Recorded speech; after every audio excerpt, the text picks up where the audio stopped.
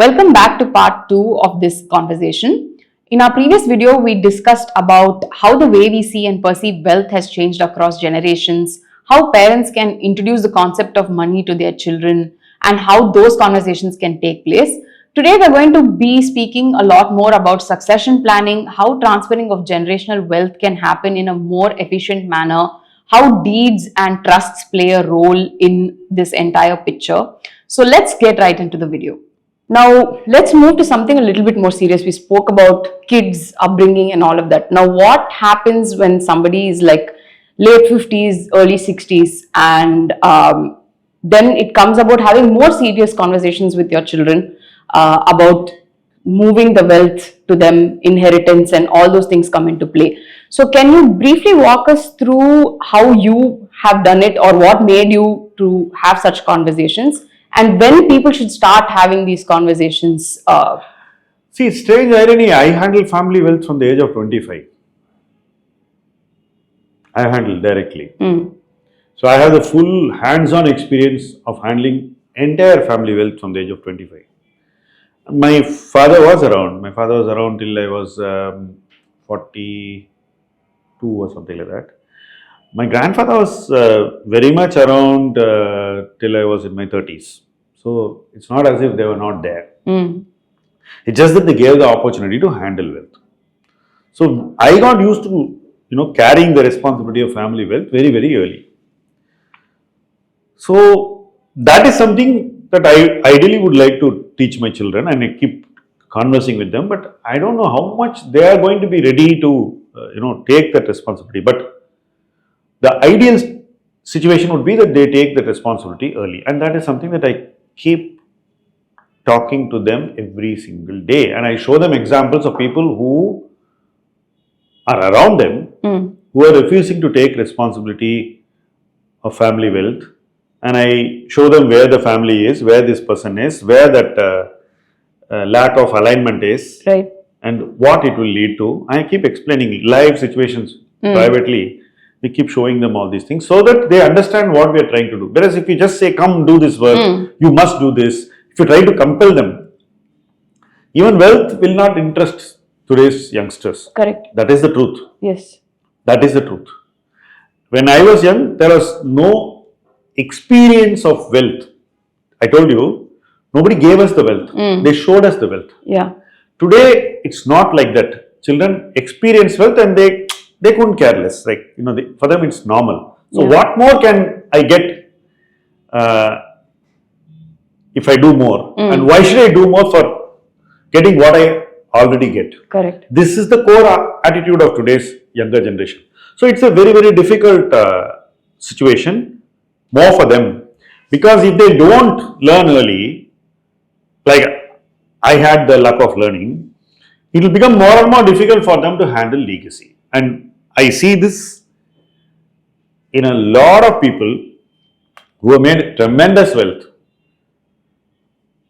Many of them have not even had a conversation of what is the magnitude of the wealth they have created. The children don't even know the magnitude of the wealth. Now, I would not want to be in that situation. As my children cross a certain age, I definitely want them to know what we are creating. I would not mind giving them an update or review at whatever frequency.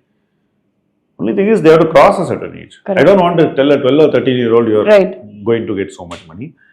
Telling them even at 18, 19 can be a double-edged sword. I have seen in our family there have been situations where people have been told at 18, 19 what wealth they will receive. Luckily for us, it's not been counterproductive. But there are families where it has been counterproductive, and we know where the children think that they don't need to work because they already have a lot. Correct. Right? We need to ensure that children don't get that feeling because it is not in their interest. It's not about our egos and what we think about how they should become, but it's not in their interest. Eventually, at least children should learn how to think in their self-interest and deal with wealth from that perspective. Correct. In a fair way. Correct. They should learn that. And that is something we continuously try to teach. Yes, there will be a lot of conversations. Sometimes they will not come. You have to pull them into the conversation. You have to get the time and space to talk. There should not be others. Right. You can't talk about this in the friends party or in the middle Yes. of relatives or things like that, or even employees. Correct. So it has to be a very private conversation. You can't have it in a car when your driver is there. It's True. like that. So it's a difficult thing, but we find opportunities to do that. In a case where, say, probably parents don't open up about this, how can children put forth this conversation with parents? Because it is a sensitive matter. Many parents are conditioned not to speak about money and wealth to their children. The children are conditioned not to question. Now, this twin conditioning acts like a barrier between them. So, somebody has to break that barrier, move to the other side, and say that, look, I'm not trying to ask you this for these reasons. I'm specifically wanting to know what is where, so that I am not caught completely unaware of what you have done and where you have done. We have seen situations where people have suddenly died. Parents have suddenly passed away. There was this case where a man died one fine morning and his wife knew nothing about the finances of the family. And this is something which happens in many families. Very fundamentally, the wife did not even know whether he had an insurance policy on his life. The passwords of his bank accounts were not known to the wife. Even the details of his demat statement was not known to the wife. There was no list of properties owned by the family. And this man has bought properties in his name, in his wife's name, the name of his two children, in the name of his parents, which he is still keeping without even changing to the names of the next generation. It's a complete mess. Where people don't communicate, you are certain to face this mess. So, it is the duty only of the next generation to break the ice. I don't think the parent who is conditioned not to discuss wealth with children is going to open up. Such parents won't even expect anything from the children, but they won't want to discuss also. It's a kind of a feeling that if I explain or discuss money with my children, it's below my dignity. I shouldn't do this. Probably they are conditioned by how they were treated by the previous generation, but the times are different. Correct. The wealth we had is different. The responsibilities are different. Generation to generation, the responsibilities of wealth keep rising. So, unless Gen 2 speaks to Gen 3, you are going to have a crisis. And it is only the children for Gen 3 to make the Gen 2 open up. There is no other choice.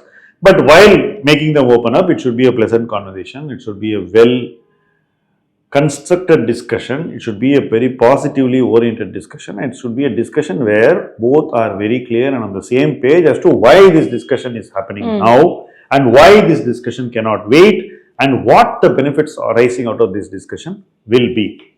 So, when expectation setting is correctly done, then the communication has a fair chance of being productive and fruitful. So now there are different ways in which people navigate this. Some people say you should get a will. Some people said do a settlement deed while they are in good health itself. There are people who probably want to set up a trust and have assets moved. So in your experience, you shed some light on when things didn't go so well. Can you share some examples about how things have gone well in certain cases where transition was smooth because they had a proper system and set up in place? See, in our family, we never had to go to court to move wealth one generation to another. We completely used the settlement mechanism. We never used wills also. So, two generations we see in transition, mostly done through settlement, which means that wealth is transitioned in the lifetime of the person.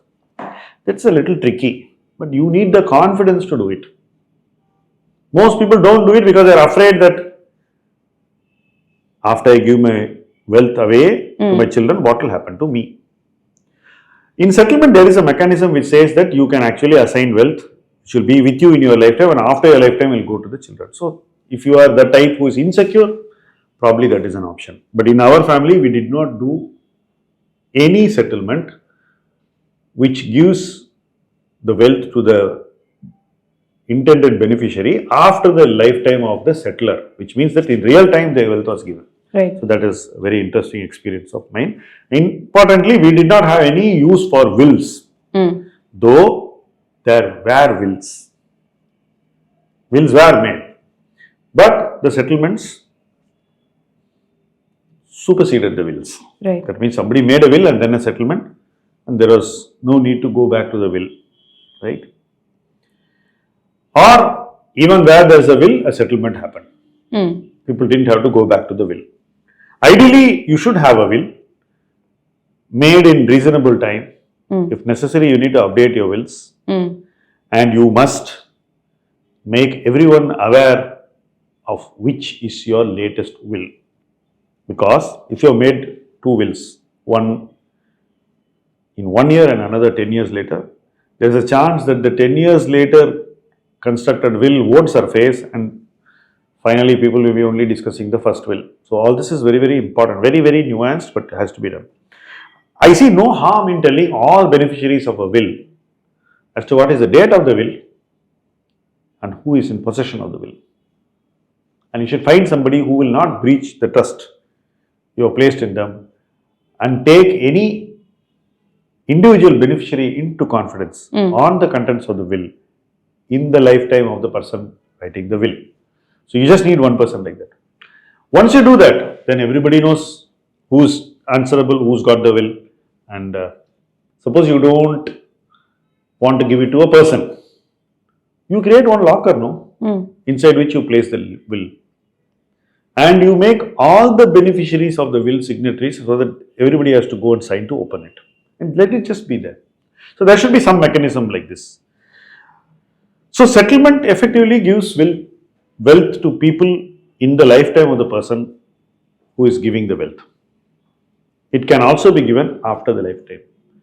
Wills are made where you want everything to be done only after your lifetime, and you don't want to have the consequence of this decision on you in your lifetime. So you don't want people changing their behavior towards you. You don't want them to become alienated from you. You want everybody to be with you in your lifetime, and then afterwards let them deal with it. It's a very selfish construct, but it's the right of every person. Then you have the concept of trust. Trust is where you actually purpose wealth towards each beneficiary in your lifetime very clearly. Have trustees to take care of the wealth both when you are alive and after your passing. Choose trustees who will ensure that the beneficiary is not affected in any way and the wealth is available to them as per your wishes, as per the trust need. Right. And the trustees respect the spirit of the trust and the way it has been created and for what it has been created. Trust is a very modern mechanism, very popular with people who have lots of wealth or people who have children with very special needs who cannot understand wealth. In both situations, trust is very, very useful and necessary.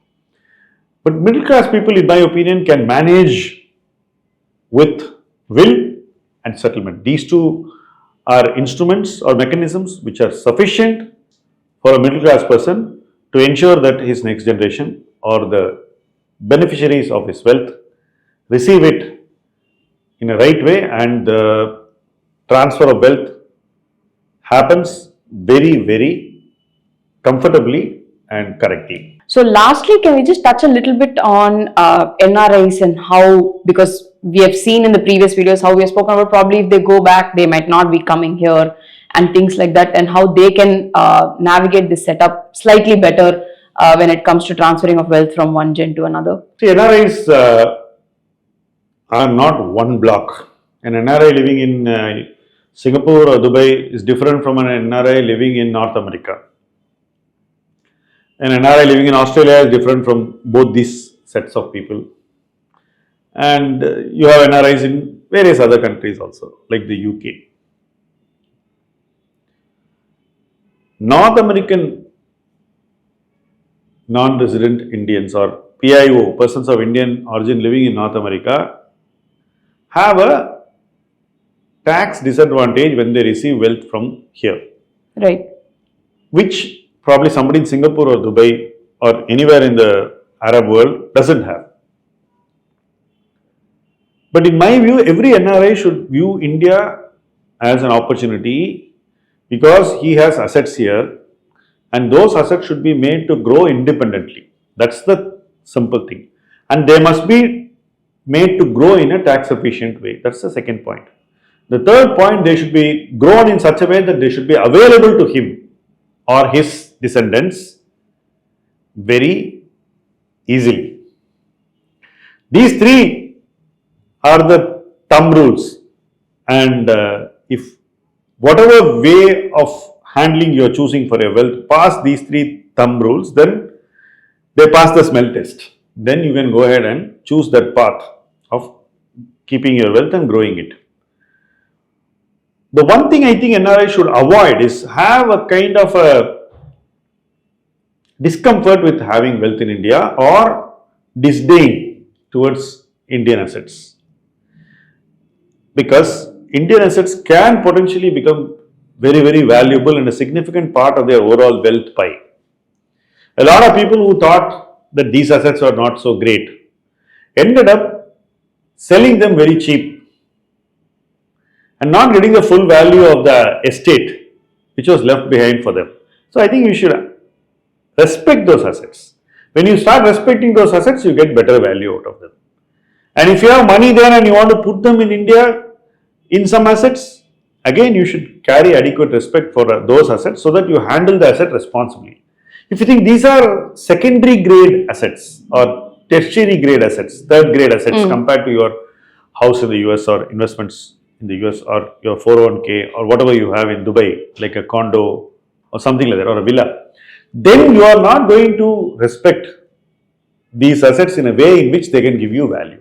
So it's very important to carry adequate respect for domestic assets which are there in India, and NRIs who respect these assets generally tend to get better value out of them, and they are also able to make better returns out of those opportunities, and they're also able to put in more capital into India to get a better outcome from the Indian economic growth story itself. So the extent of participation varies depending on whether you're just going to keep a house which your father or mother has left behind, or your in-laws are left behind, or you're going to just keep deposits, or you're going to convert it into some financial assets, or you're going to convert it into some growth assets. Right. So it all depends on how you're going to deal with the assets. So basically you need to respect the asset, and that respect should lead you to responsibly growing those assets. So this is the only area which I think all NRIs need to focus better, because where they're getting legacy wealth, they should make it bigger, and where they're putting their own earnings also, they should get the maximum out of it to the extent that it doesn't put their wealth to risk. Thank you for taking the time out to speak about this sensitive topic, and we'd like to thank everybody for joining and watching this video. Thank you, Rashmika.